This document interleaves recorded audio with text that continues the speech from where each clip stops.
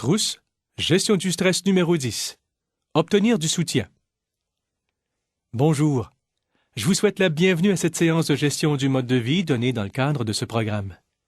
Avant de commencer, j'aimerais vous féliciter d'avoir décidé de participer à ce programme et d'avoir franchi une autre étape importante en vue d'améliorer votre santé, d'atteindre votre poids idéal et de vous mettre en forme. Aujourd'hui, nous vous aiderons à obtenir l'aide dont vous avez besoin.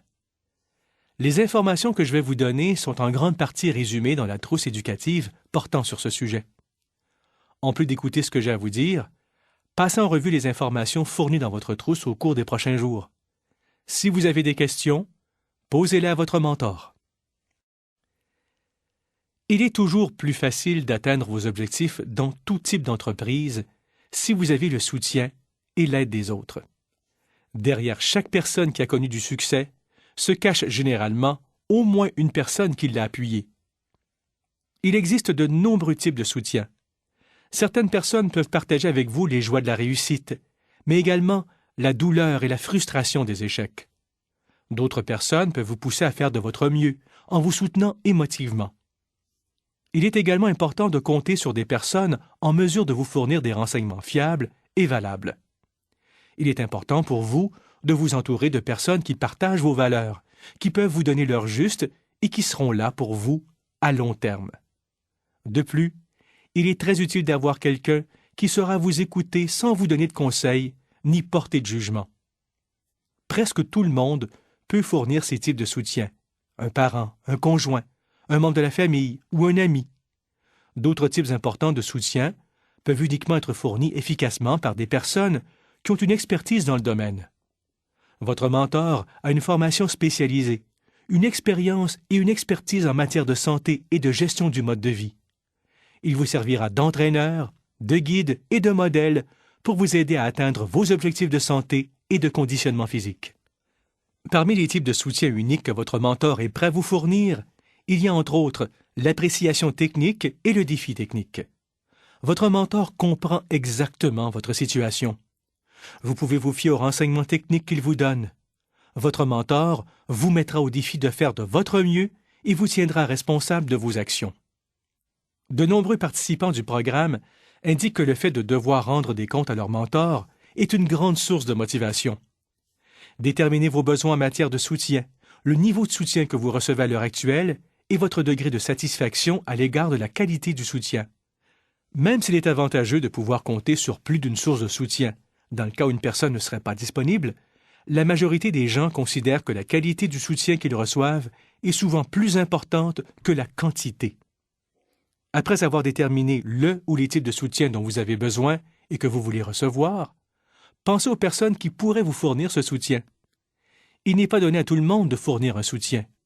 En fait, même vos meilleurs amis, vos parents et vos associés peuvent être incapables de vous soutenir. Rappelez-vous que votre mentor et d'autres professionnels de la santé sont toujours disponibles pour vous fournir un soutien technique spécialisé.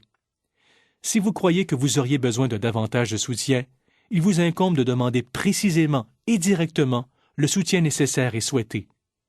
Ne vous attendez pas à ce que les autres lisent dans vos pensées ou sachent ce dont vous avez besoin.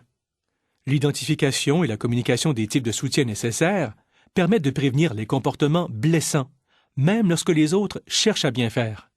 Il devient moins difficile de demander du soutien si vous pensez au moment où vous avez vous-même offert votre soutien à quelqu'un.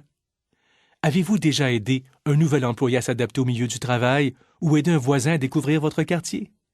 Comment vous sentiez-vous dans votre rôle de soutien? Lorsque vous avez atteint et maintenu vos objectifs en matière de santé et de conditionnement physique, vous pourrez être un modèle pour les autres. À l'avenir, pensez aux occasions où vous pouvez aider quelqu'un qui entreprend un programme d'activité physique ou faire part de recettes ou de trucs culinaires à une personne qui essaie de réduire sa consommation de lipides. La fonction globale du soutien social est d'améliorer le bien-être de la personne qui reçoit le soutien. Il incombe à la personne qui reçoit le soutien de définir ses besoins et non pas à la personne qui offre le soutien. Il arrive parfois que la personne qui fournit le soutien aggrave le problème au lieu de contribuer à trouver une solution. Cette situation est connue sous le nom de codépendance. Plutôt que d'offrir un soutien véritablement utile à la personne, le codépendant ne se limite pas à offrir des soins et adopte des comportements contre-productifs, tels que le contrôle, la surveillance et le harcèlement. Lorsque ces efforts mal avisés échouent, les codépendants peuvent critiquer, blâmer et punir la personne qui a besoin d'aide. Les relations de codépendance sont une source de stress pour les deux parties. Les personnes qui fournissent de l'aide devraient éviter de chercher à régler les problèmes de l'autre personne et laisser cette responsabilité aux intervenants compétents. La personne qui a besoin d'aide doit accepter qu'elle est responsable de sa santé et de son bien-être et éviter de blâmer les autres en cas d'absence de progrès. Apprendre à communiquer avec assurance pour exprimer vos besoins est une des meilleures attitudes que vous pouvez développer pour éviter les relations de codépendance. Si vous soupçonnez que vous êtes engagé dans une relation malsaine ou de codépendance, vous pouvez demander de l'aide à un professionnel qualifié. N'oubliez pas de réviser attentivement l'information fournie dans votre trousse, de faire les devoirs et de déterminer à quel point l'information s'applique à votre situation personnelle. Vous réussirez mieux le programme si vous utilisez pleinement la documentation fournie. De plus, assurez-vous de discuter de toute question avec votre mentor. Continuez à participer à ce programme et vous réussirez. Finalement, rappelez-vous que le courage ne se manifeste pas toujours comme un rugissement de lion. Parfois, il s'agit simplement d'une petite voix à la fin de la journée qui dit « Je vais encore essayer demain ». En attendant votre prochaine visite, je vous souhaite de passer une excellente journée en santé.